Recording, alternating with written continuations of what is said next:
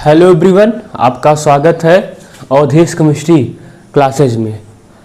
आज हम बताने के लिए आए हैं आपको केमिस्ट्री, ठीक है, नीट T21 के लिए जो आपका एग्ज़ाम होगा 12 सितंबर को। ये वीडियो सभी दे सकते हैं, ठीक है। ये ट्रिकी वीडियो होगा। 11 12 नीट वाले जितने भी हैं, जो भी इंट्रेंस देना चाहते हैं, BHU BSc का भी जितना भी इंट्रेंस आप देना चाहते हैं, ये वीडियो सबके लिए बेनिफिशियल होगा, ठीक है। तो स्टार्ट करते हैं। तो देखो, स्टार्ट करेंगे कन्फर्मेशनल आइसोमेरिज्म। कन्फर्मेशनल आइसोमेरिज्म ध्यान से देखना गाइस, आपको समझ में जरूर आएगा। आप लोग ध्यान से देखना, वीडियो को स्किप मत करना, पूरा देखना। आप ये देख लेंगे तो आप लोग का इससे जितना भी क्वेश्चन आएगा, ठीक है, इससे वो सारा का सारा क्वेश्चन हो जाएगा, क्योंकि हम सारा का सारा क्वेश्चन यहीं पे करवा देंगे। जितना भी क्वेश्चन आपके एग्जाम में आएगा, ये बहुत ही इंपॉर्टेंट है। हम छोटे छोटे इंपॉर्टेंस पार्ट आपके लिए लाते रहेंगे, ठीक है। अब देखो, कन्फर्मेशनल आइसोमेरिज्म ये होता क्या है, पहले देखो। ये होता है ड्यू टू क्या होता है, due to arises, due to क्या होता है, एराइजेज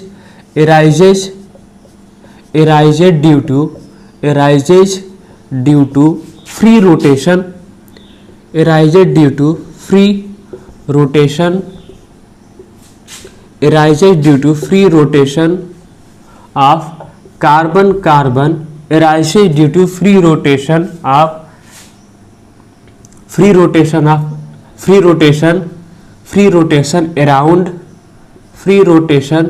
around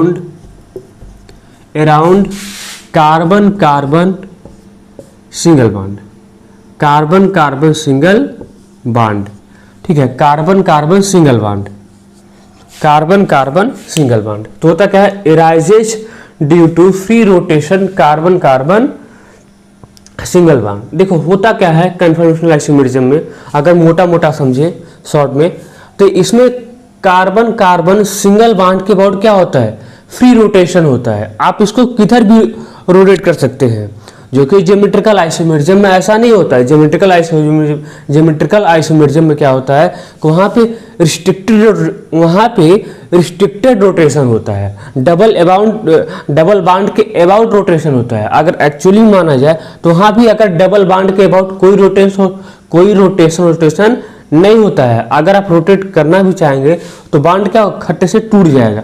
लेकिन यहाँ पे ऐसा कोई नहीं है, यहाँ पे फ्री रोटेशन होता है। और भी कैसे, कार्बन सिंगल बॉन्ड के अबाउट यहाँ पे क्या होता है, फ्री रोटेशन होता है। हम इसको रोटेट करा सकते हैं। हम क्या करें, हम इसको रोटेट कर सकते हैं। तो arises due to free rotation around carbon single bond. देखो होता क्या है, कभी काल आपके इसका डिफिनीशन भी आ जाता है। इसका क्या आता है, इसका कन्फर्मेशनल आइसोमेरिज्म का कभी काल डिफिनीशन भी आ जाता है, याद रखना, डिफिनीशन भी आ जाता है। इसलिए आप लोग बारीकी से ध्यान देना कि arised due to free rotation around carbon single bond. इसमें कार्बन सिंगल बॉन्ड के अराउंड क्या होता है, फ्री रोटेशन होता है। आप इसको किधर भी रोटेट करा सकते हैं, लेकिन ज्योमेट्रिकल आइसोमेरिज्म में ऐसा नहीं होता। ये केवल किस में होता है, ये होता है कन्फर्मेशनल आइसोमेरिज्म में, जिसे हम चाहते हैं, हम जिस तरफ चाहते हैं उस तरफ से रोटेट कर सकते हैं। इतना आया समझ में, रोटेट कर सकते हैं। इसमें देखो हमको पढ़ना क्या है, इसमें हमको पढ़ना है न्यूमैन प्रोजेक्शन, ठीक है। देखो इसको हम पूरा डिटेल से नहीं लाए हैं, केवल ट्रिकी वीडियो है, वही बताएंगे जो आपके एग्जाम के लिए टू द पॉइंट होगा, ठीक है। डिटेल आपका आएगा वीडियो, ठीक है, डिटेल भी आएगा। डिटेल GOC चल रहा है, अगर आपको देखना है GOC जाके देख सकते हैं, ठीक है, वहां पे डिटेल आएगा। यहाँ पे नहीं, यहाँ पे केवल वही चीजें आएंगी जो आपके एग्जाम में आएंगी, ठीक है। तो arised due to free rotation around carbon single bond. इसमें हम पढ़ने वाले क्या हैं, पढ़ेंगे न्यूमैन प्रोजेक्शन। एक होता है साहॉर्स प्रोजेक्शन, एक होता है न्यूमैन प्रोजेक्शन। लेकिन हम केवल पढ़ेंगे न्यूमैन प्रोजेक्शन के बारे में। क्यों? क्योंकि न्यूमैन प्रोजेक्शन आपके एग्जाम के लिए सबसे ज्यादा इंपॉर्टेंस रखता है। साहॉर्स प्रोजेक्शन से उतना क्वेश्चन कभी आया नहीं है, ठीक है। जब भी क्वेश्चन आता है न्यूमैन प्रोजेक्शन से ही क्वेश्चन इसका आता है, ठीक है। आप लोग ध्यान से देखिए और इसको नोट करिए। अब देखो पढ़ते हैं न्यूमैन प्रोजेक्शन। ध्यान देना, न्यूमैन प्रोजेक्शन, हम किसका किसका न्यूमैन प्रोजेक्शन पढ़ने वाले हैं। तो न्यूमैन प्रोजेक्शन में पढ़ेंगे एथेन का इसमें हम 3 क्वेश्चन पढ़ेंगे, इसमें हम 3 क्वेश्चन पढ़ेंगे। एथेन का, ब्यूटेन का, आपका एथेन का, ब्यूटेन का, और एक हाइड्रोजन बॉन्डिंग का केस पढ़ेंगे। तो पढ़ते हैं न्यूमैन प्रोजेक्शन। ध्यान से देखना, Newman projection, Newman projection, Newman projection. देखो सबसे पहले पढ़ते हैं एथेन का। किसका पढ़ते हैं? एथेन का। ध्यान से देखना कैसे ड्रॉ करते हैं, सारी कंडीशन क्लियर हो जाएगी यहाँ पे। देखो न्यूमैन प्रोजेक्शन, न्यूमैन प्रोजेक्शन। देखो सबसे पहले ये एथेन कंपाउंड है। एथेन कंपाउंड को आप क्या करो, इसकी नंबरिंग कर दो। हम इसको 1 मान ले रहे हैं, इसको 2 मान ले रहे हैं। ध्यान से देखना, इसको 1 मान रहे हैं, इसको 2 मान रहे हैं, इसको 1 मान रहे हैं, इसको 2 मान रहे हैं। अब क्या करो, 1 वाले को डॉट से रिप्रेजेंट करो, 1 वाले को डॉट से रिप्रेजेंट करो, 1 वाले को क्या करो, 1 वाले को डॉट से रिप्रेजेंट करो, 1 वाले को डॉट से रिप्रेजेंट करो, ठीक है। और सेकंड वाले को सर्कल से रिप्रेजेंट करो। पहले फिर से देख लो, 1 वाले को डॉट से रिप्रेजेंट करना है और सेकंड वाले को सर्कल से रिप्रेजेंट करना है। अब 1 के बारे में सोचते हैं, 1 को हम कैसे रिप्रेजेंट किए हैं? डॉट से। अब 1 को क्या करो, 1 को 120 डिग्री पे सभी एटम को अरेंज कर दो। मतलब 1 कार्बन से जितने भी एटम अटैच हैं इनको 120 पे अरेंज कर दो, 120 पे, मतलब इस ऐसे 120 पे, इस टाइप से ऐसे 120 पे अरेंज कर दो, 120 डिग्री पे अरेंज कर दो। देखो यहाँ पे कितना हाइड्रोजन है? 3। अब यहाँ हाइड्रोजन को रखो, 1 हाइड्रोजन, इधर का 2, इधर का 3, ठीक है। आया समझ में? मतलब यहाँ पे 1 कार्बन के पास जितने भी एटम है उसको 120 डिग्री पे अरेंज कर दो, ठीक है। अब देखो होता क्या है, अब सेकंड कार्बन के बारे में सोचो। 1 कार्बन तो खत्म हो गया, सेकंड कार्बन को हम कैसे रिप्रेजेंट करेंगे? सेकंड कार्बन को हम सर्कल से रिप्रेजेंट करेंगे। कैसे रिप्रेजेंट करेंगे? हम सेकंड कार्बन को सर्कल से रिप्रेजेंट करेंगे।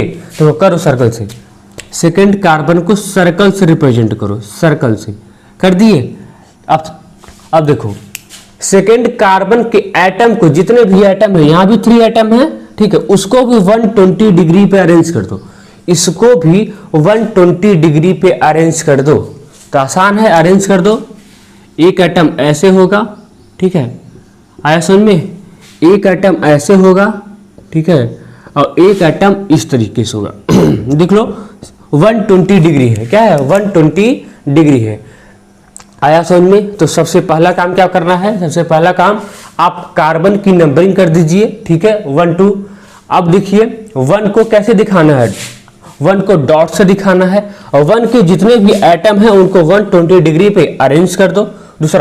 दूसरे को सर्कल से रिप्रेजेंट करना है, इसको भी, इसके सारे एटम को आप क्या करो कि 120 डिग्री पे अरेंज कर दो, जैसे पहले वाला किया हूं। आया समझ में? तो इस तरीके से आपका स्ट्रक्चर बन जाएगा। यही स्ट्रक्चर होता है, यही फिगर होता है न्यूमैन प्रोजेक्शन। एक ही फिगर नहीं होता है, इसमें हम रोटेट, क्योंकि इसमें फ्री रोटेशन होना है। कैसे? कार्बन कार्बन सिंगल बॉन्ड के अबाउट क्या होना है? फ्री रोटेशन होना है। कार्बन कार्बन सिंगल बॉन्ड के अबाउट क्या होना है? फ्री रोटेशन हो रहा है, होना है। इसलिए इसमें कई स्ट्रक्चर देखेंगे, कई वैरायटीज देखेंगे, लेकिन ये वैरायटी हमको इस एथेन में नहीं दिखने वाली। ये वैरायटी हमको दिखेगी ब्यूटेन में। ये वैरायटी कहाँ दिखेगी हमको? ये वैरायटी कहाँ दिखेगी? ये वैरायटी दिखेगी ब्यूटेन में। एथेन में केवल 1 ही 2 वैरायटी दिखने वाली है, ब्यूटेन में सभी दिखेंगी। अब देखो, अब क्या करो, देखो ये जो एंगल होता है ना, ध्यान देखना, ये जो एंगल होता है इसे बोलते हैं, ये एंगल कितना है? 60 डिग्री है। इसे बोलते हैं डाईहेड्रल एंगल। क्या बोलते हैं? डाईहेड्रल एंगल, ठीक है, dihedral angle. Dihedral dihedral dihedral dihedral dihedral, सभी के सभी एंगल क्या है? डाईहेड्रल एंगल है। आया समझ में? तो ये क्या होता है? डाईहेड्रल एंगल होता है। क्या होता है? Dihedral angle. थोड़ा सा अगर सोचो, दिमाग लगाओ, देखो अगर हम इसे 60 डिग्री रोटेट कर दें, क्या कर दें? इसे हम 60 डिग्री रोटेट कर दें। देखो जब भी हम इसको 60 डिग्री रोटेट करेंगे, जब भी हम इसको 60 डिग्री रोटेट करेंगे, तो आप लोग को ध्यान देना है, डॉट वाले कार्बन को डिस्टर्ब नहीं करना है। डार्ट वाले कार्बन को डिस्टर्ब नहीं करना है। जब भी हम इसको रोटेट करेंगे तो डार्ट वाले कार्बन को डिस्टर्ब नहीं करना है। बार बार कह रहा हूं कि डार्ट वाले कार्बन को डिस्टर्ब नहीं करना है। अब डिस्टर्ब करना किसको है, करो देखो, डिस्टर्ब करना है सर्कल वाले को। कैसे डिस्टर्ब, कैसे करो, डिस्टर्ब करोगे सर्कल वाले को। देखो जब 60 डिग्री रोटेट करोगे ना तो इसका स्ट्रक्चर कुछ ऐसा हो जाएगा, ये वाला इधर ओवरलैप, ये वाला इधर ओवरलैप हो जाएगा, और ये वाला इधर ओवरलैप हो जाएगा, ये वाला इधर ओवरलैप हो जाएगा। आया समझ में? यानी ये वाला इधर ओवरलैप हो जाएगा, ये वाला इधर और ये वाला इधर। बनाते हैं तब ज्यादा समझ में आएगा। देखो डार्ट वाले को तो ऐसे रखना है, इसको डिस्टर्ब नहीं करना है, ठीक है। आया सर्कल वाला, इसको डिस्टर्ब कर दी है, ठीक है। देखो तो ये हाइड्रोजन ये वाला यहाँ आ गया, ये हाइड्रोजन ये वाला यहाँ आ गया, ये हाइड्रोजन ये वाला यहाँ आ गया। अगर फिर से आप 60 डिग्री रोटेट करेंगे ना, अगर आप फिर से 60 डिग्री रोटेट करोगे तो यही स्ट्रक्चर आपको दोबारा मिल जाएगा। इसलिए रोटेट करने से कोई मतलब नहीं है। अगर रिपीट स्ट्रक्चर मिल रहा है, अगर जरा सी इसमें चेंजिंग नहीं है तो आप उस स्ट्रक्चर को ड्रॉ नहीं करेंगे। अगर जरा सी भी उस स्ट्रक्चर में चेंजेस नहीं आ रहे हैं तो आप उस स्ट्रक्चर को जरा चेंज नहीं करेंगे, रोटेट नहीं करेंगे, वहीं पे रुक जाएंगे। अब देखो तो अगर आप 60 डिग्री से रोटेट करेंगे ना तो क्या आएगा, यही स्ट्रक्चर दोबारा रिपीट हो जाएगा। करके देख लीजिएगा, ठीक है, करके देख लीजिएगा। अरे होगा यार, देखो अगर आप रोटेट करोगे ना तो ये वाला हाइड्रोजन इधर, ये वाला हाइड्रोजन इधर, ये वाला हाइड्रोजन इधर, वही तो आ रहा है। यही तो स्ट्रक्चर सेम आ रहा है, स्ट्रक्चर यही तो सेम आ रहा है भाई। देखो ये हाइड्रोजन इधर, ये हाइड्रोजन इधर, ये हाइड्रोजन इधर, वही तो स्ट्रक्चर सेम आ रहा है। इतना आया समझ में? तो एक बार फिर से देखो, ठीक है, एक बार फिर से देखो। पहले क्या करना है, जब भी कोई कंपाउंड आ रहा है एथेन, ठीक है, उसकी पहले आप नंबरिंग कर लो, ठीक है। नंबरिंग करने के बाद जो 1 कार्बन है जिसको आप नंबरिंग 1 दिए हो उसको डॉट से रिप्रेजेंट करो। उसके सभी एटम को 120 डिग्री पे क्या करो, अरेंज कर दो। दूसरा जो सेकेंड वाला कार्बन है उसको सर्कल से रिप्रेजेंट करो। इसके भी सभी एटम को क्या करना है आपको कि इसको 120 डिग्री पे इसको भी अरेंज कर दो। ये स्ट्रक्चर का बना। अब क्या करो, यही से हम क्या किए हैं, इसको 60 डिग्री रोटेट कर दिए। रोटेट करने के बाद हुआ क्या है कि ये हाइड्रोजन इधर, ये हाइड्रोजन इधर और ये हाइड्रोजन इधर ओवरलैप हो जाए, आपस में क्या हो गए हैं, ओवरलैप हो गए हैं, ठीक है।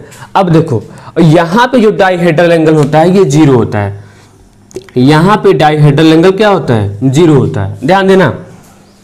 देखो इस स्ट्रक्चर को बोलते हैं स्टैगर्ड स्ट्रक्चर। क्या बोलते हैं, इसे बोलते हैं स्टैगर्ड स्ट्रक्चर बोलते हैं। क्या बोलते हैं, इसकी नेमिंग होती है स्टैगर्ड। स्टैगर्ड क्या बोलते हैं, स्टैगर्ड बोलते हैं इसे। इसे स्टैगर्ड फॉर्म बोलते हैं। क्या बोलते हैं, इसे स्टैगर्ड फॉर्म बोलते हैं। स्टैगर्ड, अगर इसे क्या बोलते हैं, इसे स्टैगर्ड फॉर्म बोलते हैं। अगर डाइहेड्रल एंगल क्या हुआ, 60 डिग्री हुआ, उसे क्या बोलते हैं, स्टैगर्ड फॉर्म बोलते हैं। ये भी आता है एग्जाम में, आता है कि अगर डाइहेड्रल एंगल 60 डिग्री है तो उसे क्या बोलते हैं, तो बोलना उसे स्टैगर्ड फॉर्म बोलते हैं। क्या बोलते हैं, स्टैगर्ड फॉर्म बोलते हैं। अगर डाइहेड्रल एंगल 0 हुआ इसे बोलते हैं इक्लिप्स्ड फॉर्म बोलते हैं। क्या बोलते हैं, इसे बोलते हैं इक्लिप्स्ड फॉर्म बोलते हैं। इसे क्या बोलते हैं, इसे इक्लिप्स्ड फॉर्म बोलते हैं। अगर डाइहेड्रल एंगल क्या हुआ, 0 हुआ। अगर डाइहेड्रल एंगल 60 डिग्री हुआ इसे स्टैगर्ड फॉर्म बोलते हैं, जो कि है। अगर डाइहेड्रल एंगल 0 डिग्री हुआ इसे क्या बोलते हैं, इसे इक्लिप्स्ड फॉर्म बोलते हैं। इसे क्या बोलते हैं, इक्लिप्स्ड फॉर्म बोलते हैं। इतना आया। इसे क्या बोलते हैं, इसे इक्लिप्स्ड फॉर्म बोलते हैं। तो ओवरऑल व्यू यही है आपका, ओवरऑल क्या व्यू यही है। अब देखो इसमें एथेन में उतनी वैरायटी मिलती नहीं है।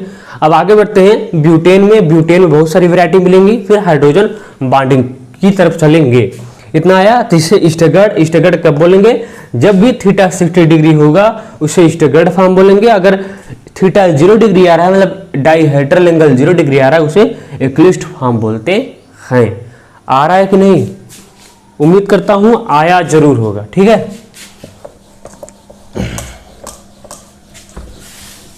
खाली समझना है, समझ गए तो कुछ नहीं है, ठीक है, समझ गए तो कुछ नहीं है, कुछ है ही नहीं इसमें। यार कोई भी चीज़ अगर आप समझ जाते हो तो कुछ नहीं है, ठीक है।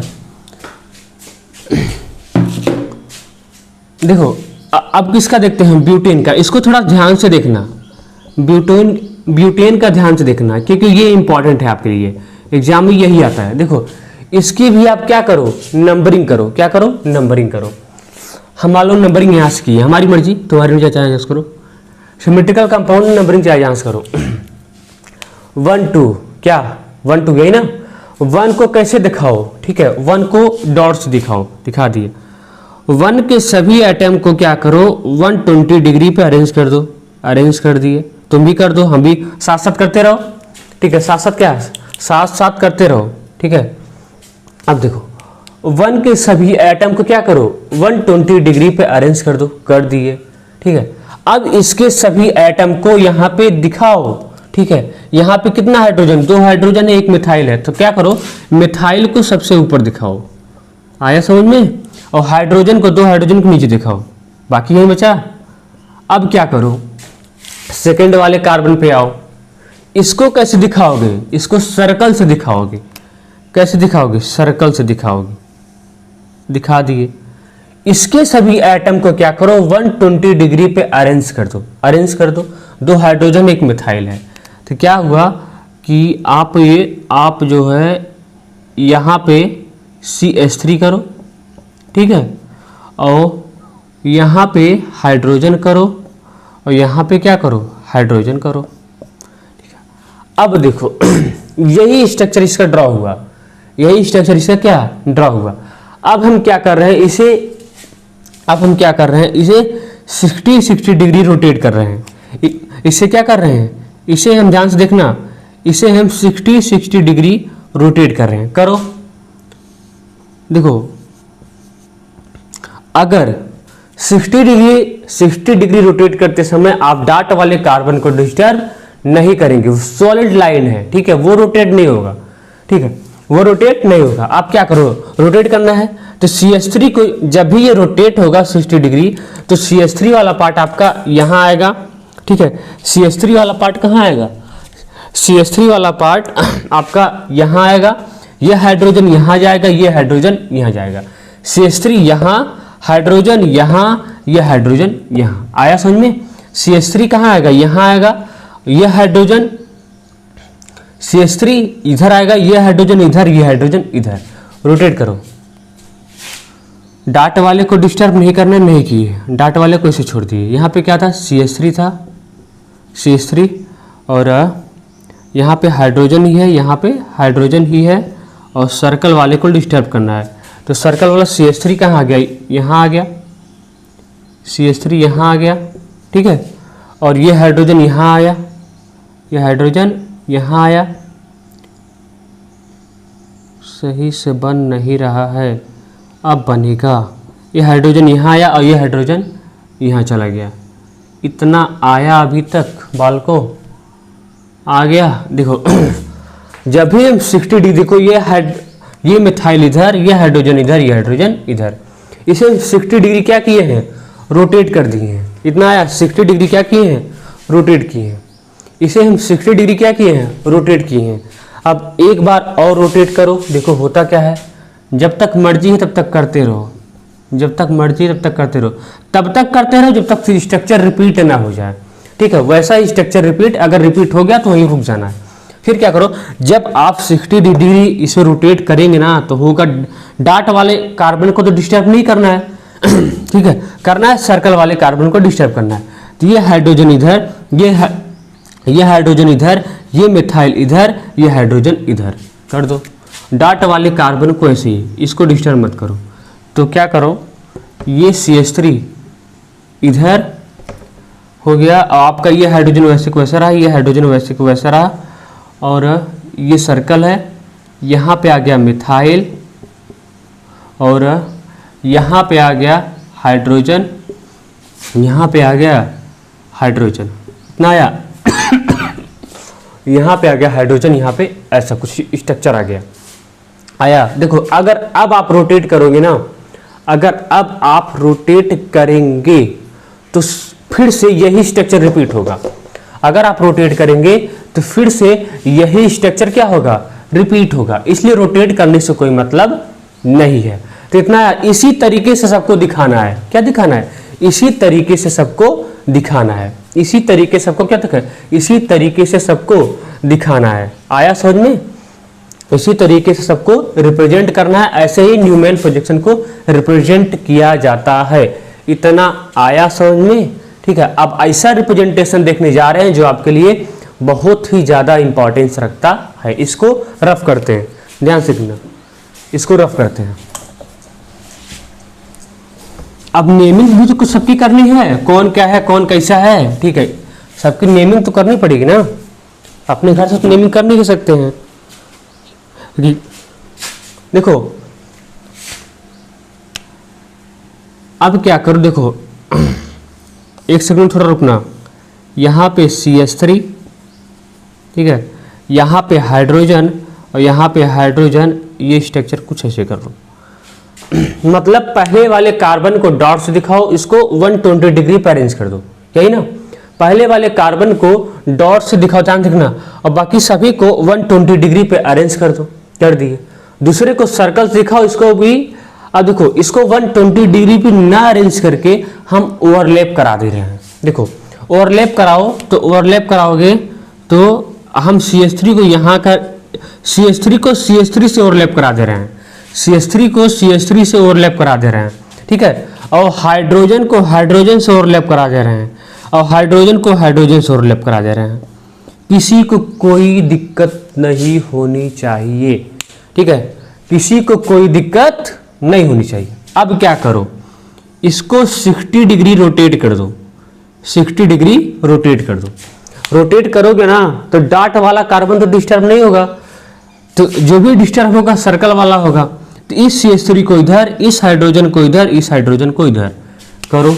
अब थोड़ा जल्दी जल्दी करो क्योंकि बेसिक पार्ट तो समझा ही चुका हूँ। CH3 इधर हाइड्रोजन, इसको डिस्टर्ब नहीं करना है, सर्कल वाले को डिस्टर्ब करना है। तो CH3 आपका इधर आ जाएगा, ठीक है, और ये हाइड्रोजन आपका क्या जो ओवरलैप था ये बीच में आ जाएगा, और ये वाला आपका इधर आ जाएगा। आया समझ में? 60 डिग्री रोटेट करेंगे तो ये होगा, ये CH3 इधर, ये हाइड्रोजन इधर, ये हाइड्रोजन इधर। अब आप कुछ और सोच रहे होंगे, इसको भी 60 डिग्री रोटेट करो, ठीक है, तब तक रोटेट करो जब तक स्ट्रक्चर रिपीट ना हो जाए। तो ये CH3 इधर, ये हाइड्रोजन इधर, ये हाइड्रोजन इधर आ रहा है, ये CH3 इधर, ये हाइड्रोजन इधर, ये हाइड्रोजन इधर। इसलिए तो इतना बेसिक समझाए हैं जल्दी जल्दी से ताकि समझ में आ जाए। अब तो जल्दी जल्दी कर ही सकते हैं। सर्कल वाला तो क्या हो जाएगा, ये वाला इससे ओवरलैप कर जाएगा, ये वाला इससे ओवरलैप कर जाएगा, और ये वाला इससे ओवरलैप कर जाएगा, आ रहा है, और ये वाला इससे ओवरलैप कर जाएगा। हुआ CH। देखो क्या ये रिपीट स्ट्रक्चर है? क्या ये रिपीट स्ट्रक्चर है? सभी स्ट्रक्चर अलग हैं, सभी स्ट्रक्चर क्या है, अलग अलग हैं। अब थोड़ा और 60 डिग्री रोटेट कर दो, 60 डिग्री रोटेट करो। देखो जब भी 60 डिग्री रोटेट करोगे ना तो ये CH3 इधर, ये हाइड्रोजन इधर, ये हाइड्रोजन इधर, तो आपका स्ट्रक्चर ऐसे बन जाएगा। ध्यान देना, CH3 इधर, हाइड्रोजन इधर, हाइड्रोजन इधर, और इस सर्कल वाले को डिस्टर्ब करना है। तो इसको डिस्टर्ब करोगे ना, ये CH3 इधर, ये हाइड्रोजन इधर, ये हाइड्रोजन इधर, तो ये CH3 आपका यहाँ आया, और ये हाइड्रोजन आपका यहाँ, और ये हाइड्रोजन आपका यहाँ आ जाएगा। इतना आया वाल को। अब देखो अगर अब आप इसको 60 डिग्री रोटेट करेंगे ना, अगर अब आप इसको 60 डिग्री रोटेट करोगे तो ये क्या होगा, सेम स्ट्रक्चर रिपीट हो जाएगा। यही स्ट्रक्चर क्या हो जाएगा, रिपीट हो जाएगा। करके देख लो, अगर हमारे पे भरोसा नहीं है तो 60 डिग्री करो रोटेट। देखो अगर करेंगे अपना तो ये वाला CH3 इससे कर जाएगा, ये वाला हाइड्रोजन इससे कर जाएगा, ये वाला हाइड्रोजन इससे कर जाएगा। तो करो, देखो ये डॉट है, ये इधर, ये इधर, ये इधर, ये क्या है CH3 है, वह ये हाइड्रोजन और ये सर्कल, यही ना। तो क्या होगा ये वाला CH3 इससे कर दो, ये वाला CH3 इससे हो जाएगा, और ये वाला हाइड्रोजन इससे हो जाएगा, हुआ, और ये हाइड्रोजन इससे हो जाएगा, हुआ। क्या आपको ऐसा स्ट्रक्चर कोई दिखाई दे रहा है इस टाइप का स्ट्रक्चर कोई दिखाई दे रहा है? यही तो है आया, यही तो है स्ट्रक्चर भाई, यही तो सेम है। पोजीशन चेंज हुआ तो क्या हुआ, लेकिन स्ट्रक्चर तो सेम है, स्ट्रक्चर तो सेम है।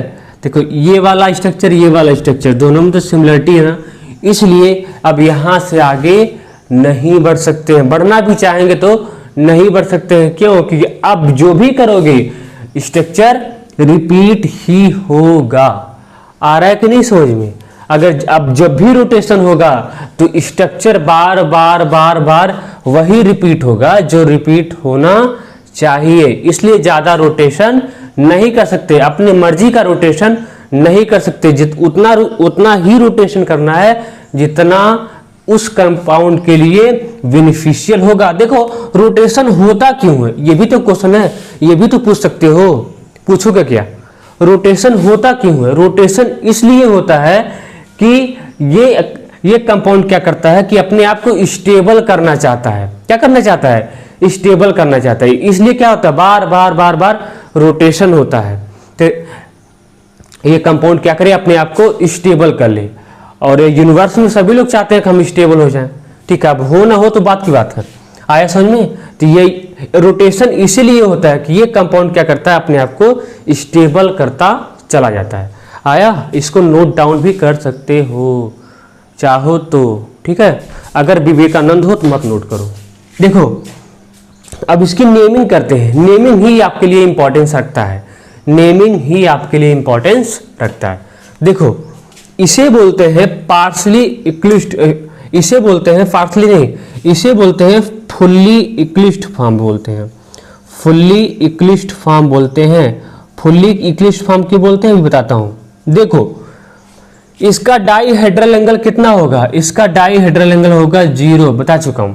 फुल इक्लिप्स्ड फॉर्म उसे बोलते हैं जिसका डाईहेड्रल एंगल क्या होता है, 0। इक्लिप्स्ड फॉर्म उसे बोलते हैं जिसका डाईहेड्रल एंगल क्या होता है, 0। इसे फुल्ली इक्लिप्स्ड फॉर्म क्यों बोलते हैं?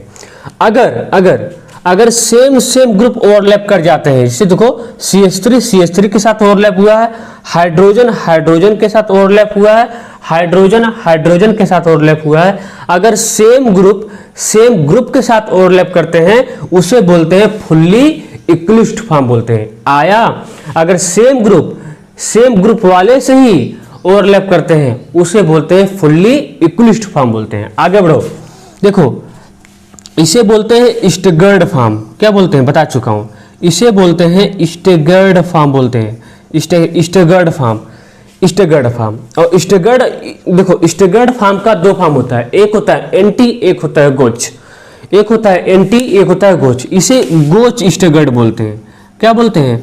इसे गोच स्टैगर्ड बोलते हैं। गोच क्यों बोलते हैं? देखो स्टैगर्ड, इसमें डाईहेड्रल एंगल कितना होता है, तो डाईहेड्रल एंगल इसमें होता है 60 डिग्री होता है। कितना होता है? 60 डिग्री। तो स्टैगर्ड फॉर्म का डाईहेड्रल एंगल कितना होता है, 60 डिग्री होता है। याद रखना 60 डिग्री होता है। स्टैगर्ड फॉर्म का डाईहेड्रल एंगल कितना होता है, 60 डिग्री होता है। देखो अब इसे गोच फॉर्म क्यों बोलते हैं ये भी बताया। तो गोच फॉर्म इसलिए बोलते हैं अगर 2 बल्कि ग्रुप के बीच का एंगल अगर 60 डिग्री आता है उसे गोच फॉर्म बोलते हैं। 2 बल्कि ग्रुप के बीच का एंगल अगर 60 डिग्री हो उसे क्या बोलते हैं, गोच फॉर्म बोलते हैं। थीटा कितना है, 60 डिग्री है। तो आया, अगर बल्कि ग्रुप के बीच का एंगल अगर 60 डिग्री आ रहा है वो क्या होता है, गोच फॉर्म होता है। तो बल्कि CH3 क्या है, बल्कि तो ग्रुप है। आया, देखो आगे बढ़े। अब देखो ये भी तो इक्लिप्स्ड फॉर्म है, लेकिन ये इक्लिप्स्ड फॉर्म ये पार्शली इक्लिप्स्ड फॉर्म है। पार्शली इक्लिप्स्ड फॉर्म तब बोलेंगे, पार्शली इक्लिप्स्ड फॉर्म तब बोलते हैं, partially eclipsed form, partially eclipsed form तब बोलते हैं जब डिफरेंट ग्रुप ओवरलैप करते हैं। देखो यहाँ CH3 के साथ हाइड्रोजन ओवरलैप किया है, यहाँ CH3 के साथ हाइड्रोजन ओवरलैप किया है। आया, इसे बोलते हैं पार्शली इक्लिप्स्ड फॉर्म। अगर माना जाए तो यहाँ भी माना क्या जाए, यहाँ भी डाईहेड्रल एंगल कितना होता है, 0 होता है। यहाँ भी डाईहेड्रल एंगल कितना होता है, 0। तो पार्शली इक्लिप्स्ड फॉर्म में क्या होता है, डाईहेड्रल एंगल भी 0 होता है। फुल्ली इक्लिप्स्ड में क्या, डाईहेड्रल एंगल 0 होता है। या अपना डिफरेंस समझो इसके बीच का हम क्या क्या बताए। इसलिए बार बार बता रहे हैं कि अगर गोच कब बोलेंगे, पार्शली इक्लिप्स कब बोलेंगे और फुल्ली इक्लिप्स फॉर्म कब बोलेंगे, इसलिए बार बार देखो गोच तब बोलते हैं जब दो बल्कि ग्रुप के बीच का एंगल, भारी भारी ग्रुप के बीच का एंगल अगर 60 डिग्री होता है उसे गोच बोलते हैं। और फुल्ली कब बोलते हैं, जब सेम ग्रुप ओवरलैप कर जाते हैं, इसे फुल्ली इक्लिप्स बोलते हैं। और पार्शली कब बोलते हैं, जब डिफरेंट ग्रुप ओवरलैप कर जाते हैं, इसे क्या बोलते हैं, पार्शली इक्लिप्स फॉर्म बोलते हैं। ठीक है, अब देखो ये भी तो स्टैगर्ड फॉर्म है, ये भी तो क्या है, स्टैगर्ड फॉर्म है, ये भी क्या है, स्टैगर्ड है, ये भी क्या है, स्टैगर्ड फॉर्म है। लेकिन इसका भी देखो स्टैगर्ड फॉर्म का दो, एक गोच एक एंटी, इसे बोलते हैं एंटी फॉर्म। क्या बोलते हैं इसे, एंटी स्टैगर्ड। इसे क्या बोलते हैं, इसे बोलते हैं एंटी स्टैगर्ड बोलते हैं।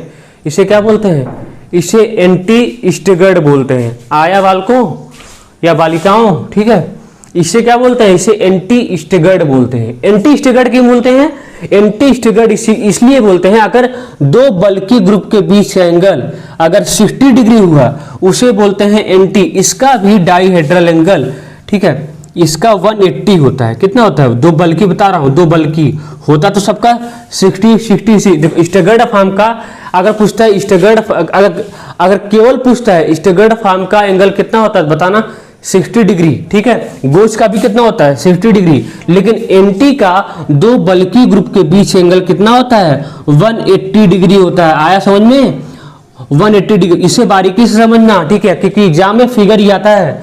तो इसे क्या है, इसे एंटी स्टैगर्ड बोलते हैं। क्यों बोलते हैं, जब भी दो बल्कि ग्रुप के बीच का एंगल अगर 60 डिग्री हुआ इसे बोलते हैं एंटी स्टैगर्ड बोलते हैं। हम लिखाने वाले नहीं, बता दे रहे, कोई लिखाता नहीं है। अगर दो बल्कि ग्रुप का बीच का एंगल अगर 60 डिग्री हुआ, सॉरी, दो बल्कि ग्रुप के बीच का एंगल अगर 180 डिग्री हुआ, इसे क्या बोलते हैं, एंटी स्टैगर्ड बोलते हैं। क्या बोलते हैं, एंटी स्टैगर्ड बोलते हैं। आया समझ में। अरे देख नहीं रहे हो, CH3 क्या है, अपोजिट है भाई। CH3 क्या है, अपोजिट है। CH3 क्या है, अपोजिट है, इसलिए इसे बोलते हैं एंटी स्टैगर्ड। आया कि नहीं आया, ठीक है, इतना आ जाना चाहिए। उम्मीद करता हूं आ गया होगा। 60 डिग्री तो मेन अगर स्टैगर्ड फॉर्म का पूछता है तो स्टैगर्ड फॉर्म का एंगल कितना होता है, 60 डिग्री होता है। स्टैगर्ड का दो फॉर्म, एक एंटी एक गोच फॉर्म होता है। इतना आया, उम्मीद करता हूं आ गया होगा। ठीक है, देखो अगर यही लेके चलोगे ना, तुम्हारे एग्जाम में कैसा भी क्वेश्चन आएगा वो आसानी से हो जाएगा, हमारी बातों को अगर फॉलो करोगे तो। आया इतना समझ में। तो देखो पहला फुल्ली इक्लिप्स, स्टैगर्ड फॉर्म सभी। अब देखो, अब इसका देखते हैं, इसकी स्टेबिलिटी देखते हैं कि भाई किसका स्टेबिलिटी कितना ज्यादा है। एक बार फिर से देख लो, फुल्ली इक्लिप्स उसे बोलते हैं अगर सेम ग्रुप ओवरलैप कर जाता है उसे बोलते हैं फुल्ली इक्लिप्स फॉर्म बोलते हैं। इसका डायहेड्रल एंगल कितना होता है, 0। एंटी देखो स्टैगर्ड फॉर्म उसे बोलते हैं अगर थीटा 60 डिग्री होता है उसे बोलते हैं स्टैगर्ड फॉर्म। स्टैगर्ड का दो फॉर्म, एक होता है गोच, एक होता है एंटी। गोच तब होता है जब दो बल्कि ग्रुप के बीच एंगल अगर 60 डिग्री होता है उसे गोच फॉर्म बोलते हैं। एंटी स्टैगर्ड का होता है जो दो बल्कि ग्रुप के बीच एंगल अगर 180 डिग्री होता है उसे बोलते हैं एंटी स्टैगर्ड बोलते हैं। और तीसरा पार्शली इक्लिप्स कब बोलते हैं, पार्शली तब बोलते हैं जब डिफरेंट ग्रुप ओवरलैप कर जाते हैं उसे बोलते हैं पार्शली इक्लिप्स फॉर्म बोलते हैं। उम्मीद करता हूं इतना समझ में आया होगा। जरूर इसे नोट डाउन करो, फिर आगे बढ़े। स्टेबिलिटी बताएं इसका, ठीक है। स्टेबिलिटी देखो, अपने से जितना ज्यादा इसको क्या करें, इसको पहले तो नोट ही कर लो। पहले क्या कर लो, पहले नोट कर लो। नोट करने के बाद क्या, एक कॉपी लो, एक कलम लो, ठीक है। इसको अपने से ड्रॉ करना सीखो। अपने से ड्रॉ करोगे तो कभी नहीं भूलेगा, ये हमारा दावा है। अगर अपने से ड्रॉ करोगे ना, ये कभी नहीं भूलेगा। 3-4 बार अगर आप प्रैक्टिस कर लिए तो क्या ये आपके हाथ में आ जाएगा। हम भी तो प्रैक्टिस ही किए हैं, हम भी तो क्या किए हैं, प्रैक्टिस ही किए हैं ना। इसका क्वेश्चन छूटेगा इतने से छोटे, इसका क्वेश्चन इतने छूटेगा नहीं, गारंटी है। क्वेश्चन में करके ही आओगे अगर पढ़ लोगे तो। इसे मिटा रहे हैं, नहीं पढ़ोगे तो भाई तो भगवान ही मालिक है।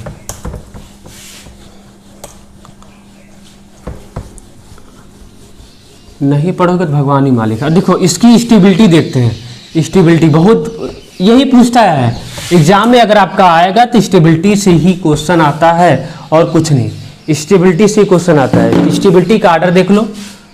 स्टेबिलिटी स्टेबिलिटी, देखो किसका स्टेबिलिटी ज़्यादा होता है, ध्यान देना। स्टेबिलिटी देखो सबसे ज़्यादा होता है स्टेगर्ड का, सबसे ज़्यादा किसका होता है, स्टेगर्ड का, याद कर लेना भाई। स्टेगर्ड का भी कैसा, एंटी स्टेगर्ड का, किसका, एंटी स्टेगर्ड का। तो एंटी स्टेगर्ड की स्टेबिलिटी क्या होती है, सबसे ज़्यादा होती है। फिर बहुत इंपॉर्टेंट है, बार बार बताऊँ, बहुत ज़्यादा इंपॉर्टेंट है, एंटी स्टेगर्ड की स्टेबिलिटी सबसे ज़्यादा होती है। फिर होता है स्टेगर्ड का ही, फिर होता है स्टेगर्ड का ही, लेकिन गोच फॉर्म, कौन फॉर्म, गोच फॉर्म। इसका थीटा कितना 180, इसका थीटा कितना 60, बल्कि का बता रहा हूँ, उससे स्टेगर्ड फॉर्म का एंगल कितना होता है 60 डिग्री होता है। ध्यान देना ये सब का, अगर दो बल्कि ग्रुप के बीच का एंगल, अगर दो बल्कि ग्रुप के बीच का एंगल कितना हो 180 डिग्री हो, उसे एंटी स्टेगर्ड बोलते हैं। दो बल्कि ग्रुप के बीच का एंगल अगर 60 डिग्री हो, उसे गोच बोलते हैं, ठीक है। फिर आता है पार्शली इक्लिप्स्ड फॉर्म आता है, क्या आता है, पार्शली इक्लिप्स्ड फॉर्म आता है, पार्शली इक्लिप्स्ड फॉर्म आता है, आया। और फिर होता है फुल्ली इक्लिप्स्ड फॉर्म आता है, सबसे कम स्टेबल होता है, फुल्ली इक्लिप्स्ड फॉर्म आता है। क्या लिख दिए हैं जल्दबाजी में, फुल्ली इक्लिप्स्ड फॉर्म आता है, आया, फुल्ली इक्लिप्स्ड फॉर्म। तो यही आप ऑर्डर क्या करोगे, याद करके चले जाओगे, यही ऑर्डर क्या करोगे, याद करके चले जाओगे। कहाँ जाओगे, कॉम्पिटिटिव एग्जाम में जाओगे, और कहाँ जाओगे, कहाँ जाओगे, कॉम्पिटिटिव एग्जाम में। तो सबसे ज़्यादा कौन स्टेबल, एंटी स्टेगर्ड, फिर स्टेगर्ड का गोच फॉर्म, फिर पार्शली इक्लिप्स्ड, फिर फुल्ली इक्लिप्स्ड। ये होता है स्टेबिलिटी का ऑर्डर भैया, आया। सबसे ज़्यादा कौन स्टेबल होगा, एंटी स्टेगर्ड, फिर स्टेगर्ड का गोच फॉर्म, फिर पार्शली इक्लिप्स्ड, फिर होगा फुल्ली इक्लिप्स्ड फॉर्म होगा। इतना आया, इसे नोट डाउन करो ध्यान से जल्दी से। सबसे ज़्यादा कौन स्टेबल होगा, एंटी स्टेगर्ड। ये किसका ऑर्डर है, स्टेबिलिटी का, ये किसका ऑर्डर है, स्टेबिलिटी का ऑर्डर है, ध्यान देना। सबसे ज़्यादा कौन स्टेबल होगा, इसे याद करके चले जाओ, याद करके चले जाओ। सबसे ज़्यादा एंटी स्टेगर्ड, फिर स्टेगर्ड का गोच फॉर्म, फिर पार्शली इक्लिप्स्ड, फिर फुल्ली इक्लिप्स्ड।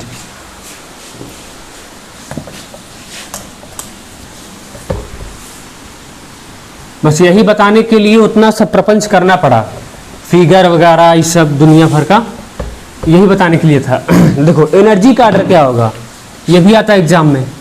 एनर्जी का ऑर्डर क्या होगा, एनर्जी, तो एनर्जी देखो, एनर्जी का ऑर्डर उल्टा हो जाएगा, तो यहाँ हो जाएगा सबसे ज़्यादा हो जाएगा फुल्ली इक्लिप्स्ड का, फुल्ली सबसे ज़्यादा हो जाएगा फुल्ली इक्लिप्स्ड का, फिर पार्शली इक्लिप्स्ड का, उल्टा हो जाएगा ना, एनर्जी का ऑर्डर उल्टा होता है, पार्शली इक्लिप्स्ड का, ठीक है। और फिर होता है किसका, स्टेगर्ड का। स्टेगर्ड का सबसे कम एनर्जी होता है ना, स्टेगर्ड का मतलब गोच का, ठीक है। और फिर स्टेगर्ड का ही होता है, स्टेगर्ड का होता है एंटी, एंटी सबसे लास्ट में होता है। तो ये किसका ऑर्डर है, एनर्जी का ऑर्डर है, आया। एनर्जी को उल्टा होता है, एनर्जी क्या था, एनर्जी को उल्टा होता है। सबसे ज़्यादा फुल्ली इक्लिप्स्ड का, फिर पार्शली इक्लिप्स्ड का, फिर स्टेगर्ड का गोच फॉर्म, फिर स्टेगर्ड का एंटी फॉर्म, आया। स्टेगर्ड का गोच फॉर्म, फिर स्टेगर्ड का एंटी फॉर्म। ये एनर्जी का ऑर्डर है, ये एनर्जी का ऑर्डर है, आया। ये एनर्जी का ऑर्डर है, ठीक है। ये किसका ऑर्डर है, एनर्जी का ऑर्डर है, नोट कर लो, एनर्जी का ऑर्डर है, नोट कर लियोगे। अब देखो लिखा दे रहा हूँ ये सब, नहीं तो तुम लोग को भरोसा नहीं है। स्टेगर्ड का जो थीटा होता है वो कितना होता है 60 डिग्री, मतलब डाइहेड्रल एंगल कितना होता है 60 डिग्री होता है डाइहेड्रल एंगल। और इक्लिप्स्ड फॉर्म का थीटा कितना होता है 0 डिग्री, मतलब डाइहेड्रल एंगल कितना होता है 0, आया। तो ये आपको नोट डाउन कर सकते हो, चाहे वो पार्शली हो चाहे जो दुनिया भर का ऐसा हो सकता है, आया। देखो अब ये लेक्चर यहीं पे फिनिश करते हैं, ये लेक्चर यहीं पे फिनिश करते हैं। इसे आप लेक्चर देखिएगा जरूर, इंटरेस्टिंग है। इसके बाद इसका एक लेक्चर और आएगा हाइड्रोजन बॉन्डिंग वाला, वो भी डिस्कस करना बहुत ज़रूरी है, क्योंकि वो आपके एग्जाम के लिए बहुत ज़्यादा इंपॉर्टेंस रखता है। आया? तो स्टेगर्ड का 60 डिग्री, ठीक है, स्टेगर्ड का 60 डिग्री, डायहेड्रल एंगल और इक्लिप्स का कितना 0 डिग्री होता है। आया? तो वो वाला भी डिस्कशन करना बहुत ज़रूरी है, क्योंकि वो वाला आपके एग्जाम के लिए इससे भी ज़्यादा इंपॉर्टेंस रखता है। वो ये भी इंपॉर्टेंस है, वो भी इंपॉर्टेंस है, हाइड्रोजन बॉन्डिंग वाला। आया समझ में? तो तब तक के लिए पढ़ाई करते रहो। All the very best.